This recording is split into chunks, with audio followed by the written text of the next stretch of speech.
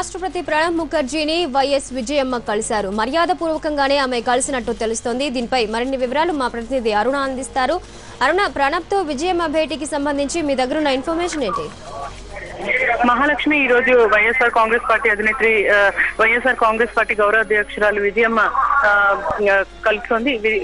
విజయమ్మ ఈ రోజు ప్రెసిడెంట్ ప్రణబ్ ముఖర్జీని కలిసి మర్యాద పూర్వకంగానే కలుస్తుందని తెలిసిన అయితే బాగా ఢిల్లీలో ఇటీవల కాలంలో ఈ బెయిల్ పిటిషన్ రద్దు కావటం, ఈ నేపథ్యంలో ఆమె కలవటం కొత్త చర్చనీయాంశమైంది. ప్రస్తుతం ఆమె రాష్ట్రపతి భవన్ లోనే ఉన్నారు.